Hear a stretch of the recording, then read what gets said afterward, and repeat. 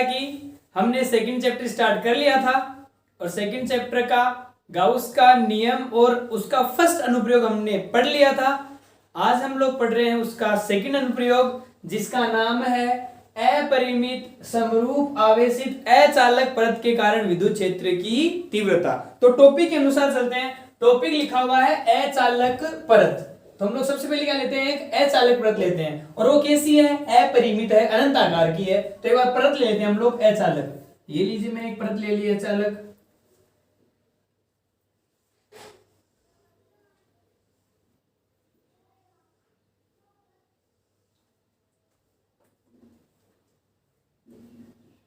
ये अचालक अपरिमित परत है जो अनंत आकार की है और ये समरूप आवेशित है। कैसी है, समरूप आवेशित, मतलब एक समान रूप से आवेशित की गई है। मैं मानता हूं धनावेश से आवेशित है, तो इसको धनावेश से आवेशित कर लेते हैं।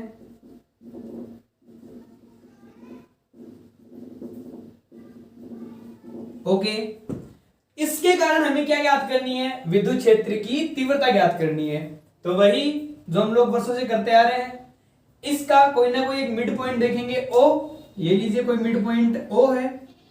इससे R दूरी पर, इससे R दूरी पर कोई बिंदु P स्थित है, कोई बिंदु P स्थित है, जिस पर हमें क्या ज्ञात करनी है, विद्युत क्षेत्र की तीव्रता ज्ञात करनी है। तीव्रता ज्ञात करने के लिए, चूंकि यह अनियमित आकार की है, इसलिए हम लोग दो अल्पांश लेते हैं। तो सबसे पहले हम लोग क्या लेंगे, दो अल्पांश। मैंने माना मिड पॉइंट के ऊपर और मिड पॉइंट के समान दूरी पर नीचे दो अल्पांश लिए।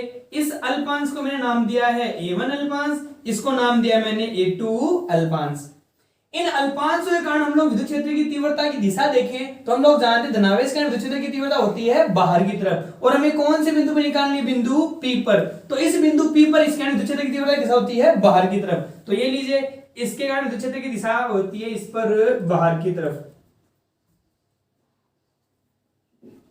इसके कारण विद्युत क्षेत्र की दिशा हो गई बाहर की तरफ बिंदु P पर। इसको नाम देता हूं मैं DE1। मैंने अल्पांश नाम क्यों दिया है, क्योंकि यहां पर अल्पांश ही बना हुआ है। ओके, इसके कारण भी विद्युत क्षेत्र की दिशा होगी बाहर की तरफ बिंदु P पर, तो इसके कारण भी विद्युत क्षेत्र की दिशा बाहर की तरफ।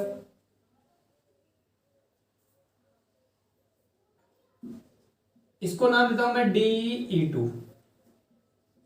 तो आप एक बार ध्यान से देखिए, बिंदु P पर कितनी तीव्रताएं प्राप्त हो रही हैं, दो, और जो दोनों तीव्रताएं प्राप्त हो रही हैं वो अलग अलग भिन्न भिन्न दिशाओं में प्राप्त होती है। अगर दो सदिश समान दिशा में होते हैं तो जोड़ते हैं, विपरीत दिशा में होते हैं तो घटाते हैं। लेकिन फिलहाल ये दोनों सदिश राशियां अलग अलग दिशाओं में है, इसलिए हम लोग इनको घटकों में वियोजित करते हैं।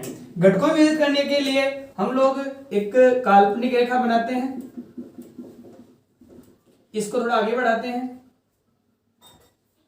ओके, मानता हूं ये एंगल थीटा है और ये एंगल थीटा है, तो इसका ये कोण भी थीटा और इसके कारण ये कोण भी थीटा।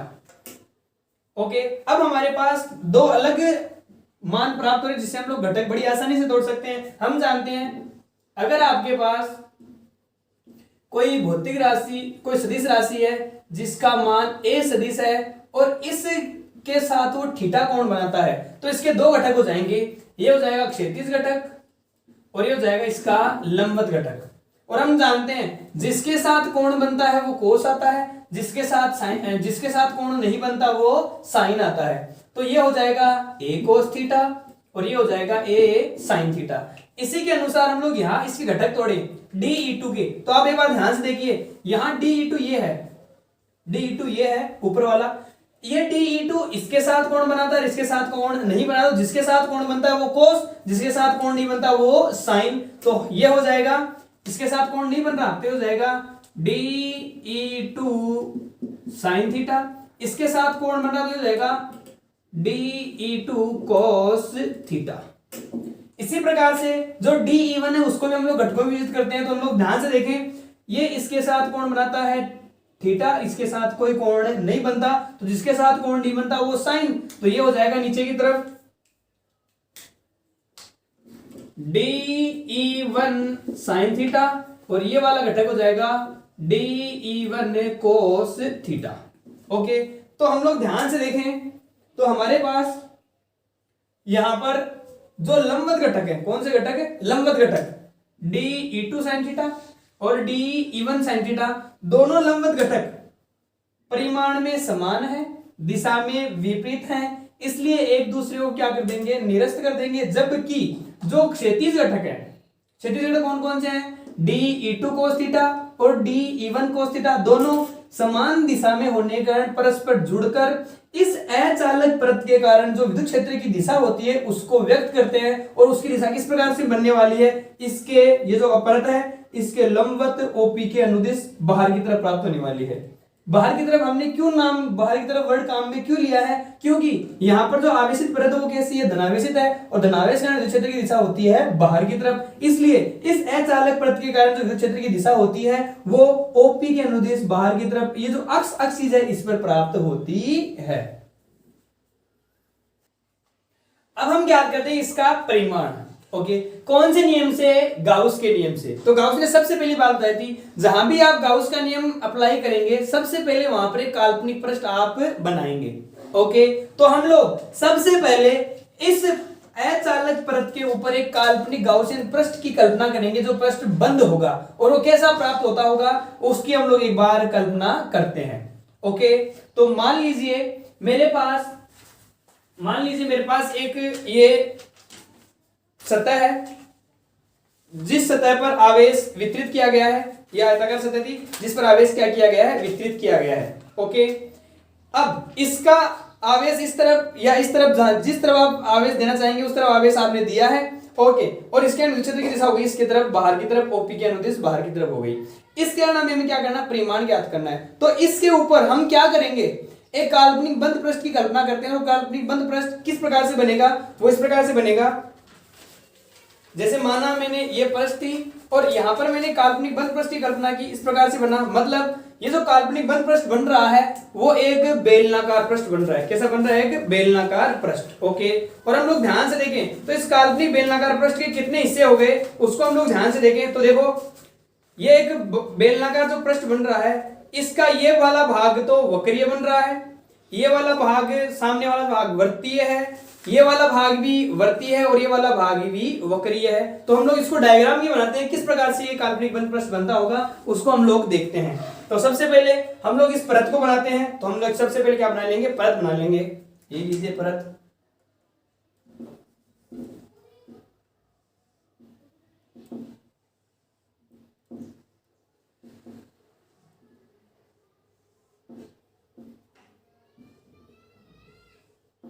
ओके, ये धनावेशित थी, ये धनावेशित थी।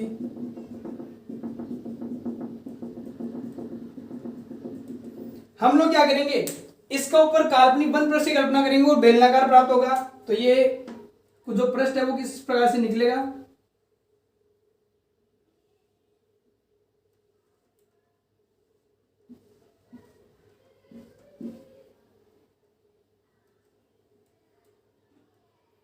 ये ओ बिंदु था, तो इसके जो बिंदु ओ था उसके इस तरफ भी बेलनाकार पृष्ठ और इस तरफ भी बेलनाकार पृष्ठ, और यहां से लेकर यहां तक की कितनी दूरी थी, इसकी आर दूरी थी। ओके, तो हम लोग क्या करते हैं, हमने गाउसियन पृष्ठ की कल्पना करी है जो कैसा प्राप्त हुआ है, एक बेलनाकार पृष्ठ प्राप्त हुआ है जिसकी ये दूरी कितनी है, आर है। ओके, यहां हम लोग सबसे पहले क्या करेंगे, जो हमारा फाई का गणितीय मान होता है वो क्या होता है, फाई बराबर होता है वो ई सदिश डॉट डी एस सदिश, और हम लोग क्या करते हैं, इसका समाकलन करते हैं। ओके, यहां डीएस क्या है, यहां क्षेत्रफल सदिश की दिशा है। डीएस कौन है, क्षेत्रफल सदिश है। ई सदिश कौन है, विद्युत क्षेत्र की दिशा। अब एक बार विद्युत क्षेत्र की दिशा देखते हैं। विद्युत क्षेत्र की दिशा किस प्रकार से आई है, इस परत के कारण लंबवत बाहर की ओर। ओके, तो मतलब इसके कारण विद्युत क्षेत्र की दिशा किस तरफ होगी, लंबवत बाहर की तरफ होगी। मतलब इसके किसी पॉइंट पर आप विद्युत क्षेत्र की दिशा देखेंगे वो किस तरफ जाएगी, लंबवत बाहर की तरफ जाने वाली है। तो मैं देखता हूं ये जो हमारी परत थी, इसके इस तरफ बाहर की तरफ जाएगी, इस तरफ भी बाहर की तरफ आएगी। तो हमने ये जो परत ली है इस प्रकार से ली है और हमने यहाँ पर काल्पनिक बंद पृष्ठ की कल्पना की है, तो विद्युत क्षेत्र की दिशा बाहर भी होगी और इस तरफ भी बाहर होगी। तो ये बाहर इस प्रकार से, ये बाहर इस प्रकार से, ये धनावेश यहाँ वितरित तो इस प्रकार से होगी, धनावेश यहाँ वितरित तो इसके ऊपर इस प्रकार से बाहर की दिशा होगी। ओके, तो हम लोग दिखा देते हैं सबसे पहले दिशा इसकी। तो वो दिशा किस प्रकार से होगी, यहाँ पर ये लीजिए बाहर की तरफ ई सदिश, यहां पर ई सदिश ओके। और हम लोग ध्यान से देखें तो जो काल्पनिक बंद पृष्ठ है, बेलनाकार पृष्ठ है, उसे कौन कौन से भाग बन रहे हैं? एक तो ये वाला भाग वर्ताकार, एक ये वाला भाग भी वर्ताकार, और ये वाला भाग भी बन रहा है। ये कौन है? वक्रीय भाग है। कौन सा भाग है? वक्रीय। और इस वक्रीय भाग पर हम लोग क्षेत्रफल सदिश ध्यान से देखें तो किस प्रकार से बनेगा? यहाँ अगर वक्र भाग में हम लोग लंबवत देखें तो इस प्रकार से आने वाला है। मतलब यहाँ हम लोग क्षेत्रफल देखें, अल्पांश देखें, यहाँ हम लोग क्या देखें? अल्पांश देखें, तो इस अल्पांश की क्षेत्रफल की सदिश की दिशा किस प्रकार से होगी? इस प्रकार से होगी। तो हम लोग देखेंगे इसकी दिशा होगी यहाँ पर, ये होगा कौन? ds सदिश। इस पर भी कोई अल्पांश देखें तो उसकी दिशा भी सब होगी बाहर ऊपर की तरफ, ये भी कौन? ds सदिश। और अगर हम लोग यहाँ वर्ताकार भाग में देखें तो क्षेत्रफल सदिश इसके लंबवत, आप देखिए एक बार, हम लोग यहाँ देखें तो क्षेत्रफल सदिश की दिशा बाहर की तरफ, तो इसी तरफ वो होगा कौन? ds सदिश। और इस पर भी हम लोग कोई अल्पांश लेके देखें तो उसकी दिशा भी बाहर की तरफ, तो ये कौन हो जाएगा? ds सदिश। ओके, तो ये बात ध्यान से देखिए। मैं एक बार हम लोग इसको प्रैक्टिकल रूप में देख लेते हैं। ये जो बेलनाकार पृष्ठ है इस प्रकार से हमारे पास बना हुआ था, तो हम लोग ध्यान से देखें तो ये जो वर्ताकार पृष्ठ था इस पर अगर क्षेत्रफल सदिश देखें तो ये इस तरफ बाहर की तरफ होगा लंबवत, इस तरफ भी देखें तो इस तरफ बाहर की तरफ होगा, अगर इस तरफ देखें तो ऊपर की तरफ होगा। इसलिए हमने दिशा दिखाई है, यहाँ ऊपर, इस तरफ और इस तरफ, इस तरफ। तो हम लोग थीटा को ध्यान से देखें तो यहाँ थीटा जो बन रहा है, यहाँ थीटा बन रहा है कितना डिग्री? 0 डिग्री। यहाँ थीटा कितना बन रहा है? क्योंकि यहाँ पर भी इस दिशा इस प्रकार से होगा, यहाँ थीटा कितना बन रहा है? 90 डिग्री। यहाँ पर भी दूसरे दिशा देखें तो इस प्रकार से आएगी सदिश, तो यहाँ पर भी थीटा कितना बन रहा है? 90 डिग्री। और यहाँ थीटा कितना बन रहा है? 0 डिग्री। मतलब इन चार भागों में से कितने भागों पर 0 डिग्री बन रहा है? दोनों भागों पर, ये वर्तीय भाग पर, ये वर्तीय भाग पर। और 90 कहां बन रहा है? इस वक्रीय भाग पर। तो हम लोग एक बार इनको वर्गीकृत कर लेते हैं। मैं मानता हूं इसको मैंने नाम दिया S1, इसको मैंने नाम दिया S2, इसको मैंने नाम दिया S3 और इसको मैंने नाम दिया S4। तो मैं इस वाले भाग, इस बेलनाकार पृष्ठ को कितने भागों से मिलकर बना सकता हूं? 4 भागों से। S1 वर्तीय, S2 वर्तीय, S3 वक्रीय और S4 वक्रीय। जहां पर वक्रीय भागों पर थीटा का मान कितना बन रहा है? 90 डिग्री। और जो वर्तीय भाग वहां पर थीटा का मान कितना बन रहा है? 0 डिग्री। तो हम लोग अब चलते हैं इसके गणितीय रूप में, और वो कैसे हम लोग डेरिवेशन करते हैं उसको अभी हम लोग सॉल्व कर लेते हैं। हम जानते हैं जो फ्लक्स का गणितीय मान होता है वो होता है फाई बराबर समाकलन ऑफ ई सदिश डॉट डी एस सदिश। ओके, और हम लोग ध्यान से देखें तो गाउसियन पृष्ठ कितने भागों से मिलकर बना हुआ है? 4 भागों से। मैं लिख लेता हूं यहां पर, चूंकि गाउसियन पृष्ठ को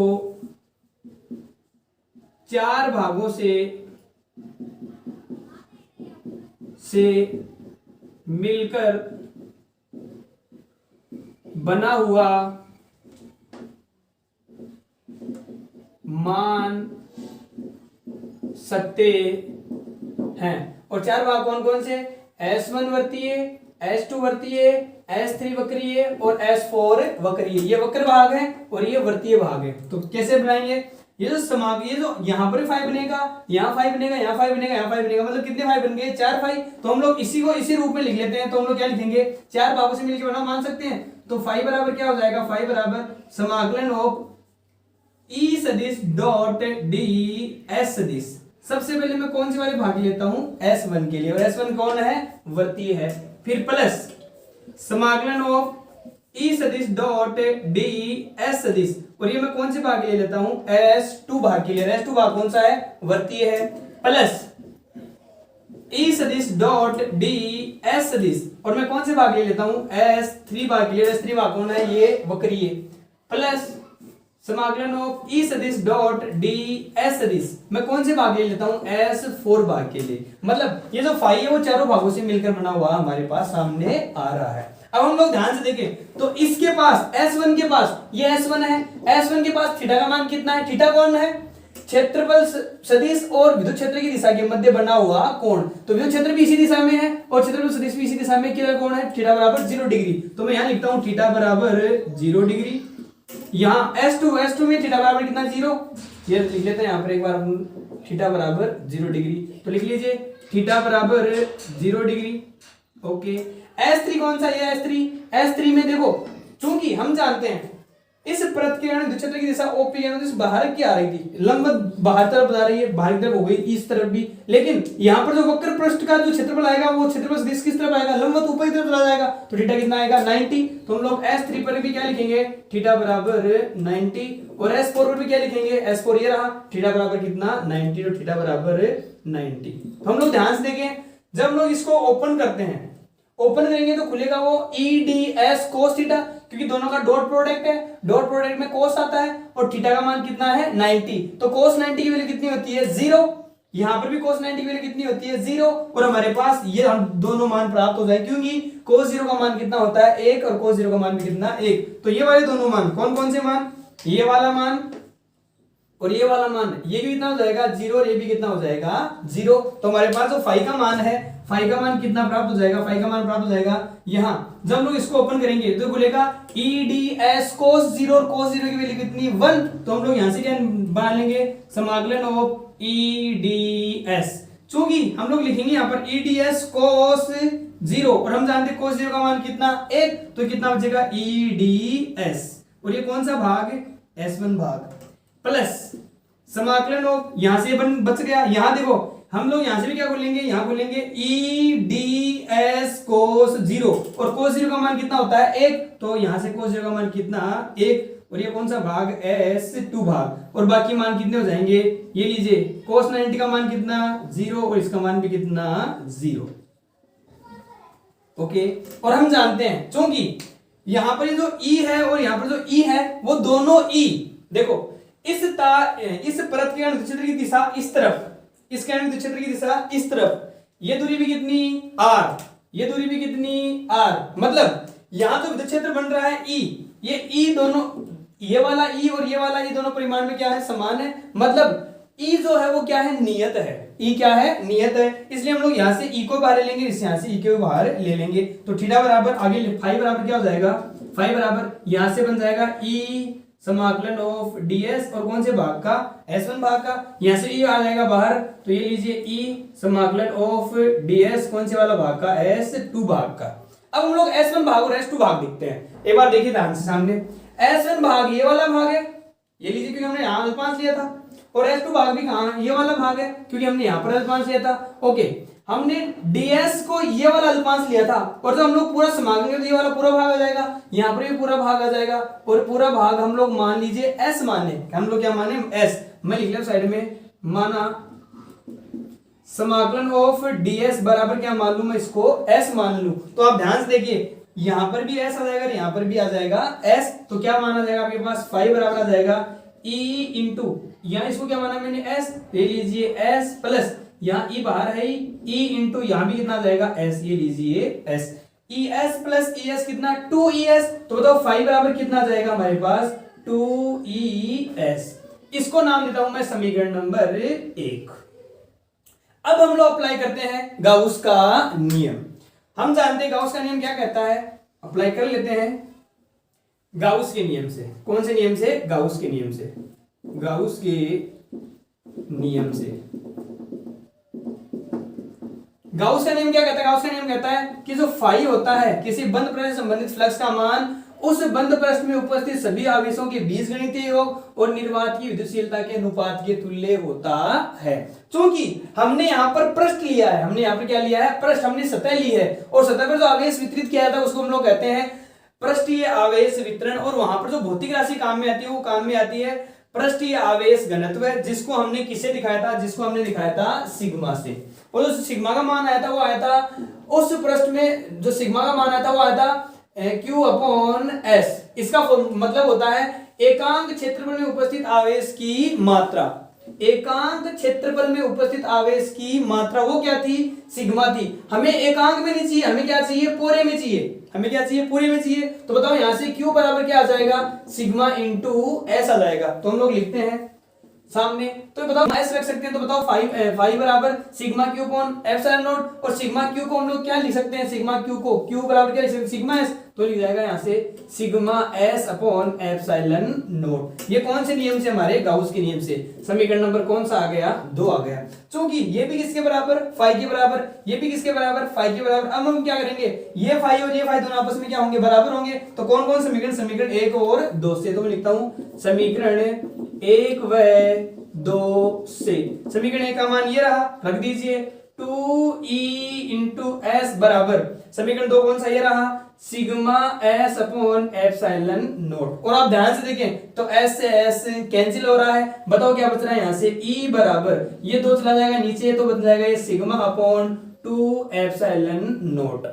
ये किसका मान बन जाएगा, इस अचालक प्रत के विद्युत क्षेत्र की तीव्रता। ओके, अब चूंकि हम जानते हैं ये सदिश रूप में होती है, विद्युत क्षेत्र की तीव्रता कैसे होती है, सदिश में होती है, तो हम लोग इसको सदिश में व्यक्त करना चाहेंगे, तो सदिश में व्यक्त कर सकते हैं इस प्रकार से, ई सदिश बराबर सिग्मा अपॉन 2 एप्सिलॉन नॉट। चूंकि यहाँ पर यहाँ हमारे पास आर नहीं आ रहा, तो हम लोग आर कैप नहीं लगाएंगे, या एकांश सदिश काम में लेते हैं, जो लंबवत मिलेगा हम लोग उसको दिखाते हैं एन कैप से, तो ये कौन सा रूप हो जाएगा, इसका सदिश रूप हो जाएगा। आप लोग परिमाण को ध्यान से देखिए, परिमाण को जब हम लोग ध्यान से देखते हैं, जब लोग किसको देखते हैं, परिमाण को ध्यान से देखते हैं, तो आप परिमाण को देखने में हमें क्या नजर आ रहा है, यहाँ पर जो इस अचालक प्रत के कारण विद्युत क्षेत्र की तीव्रता बनती है, वो विद्युत क्षेत्र की तीव्रता केवल और केवल किस पे डिपेंड कर रही है, सिग्मा पे और एप्सिलॉन नॉट पे डिपेंड कर रही है, यहाँ पर ये दूरी पर निर्भर नहीं करती। अगेन आई रिपीट, समरूप आवेशित अचालक परत के कारण जो विद्युत क्षेत्र की तीव्रता बनती है वो दूरी पर निर्भर नहीं करती है।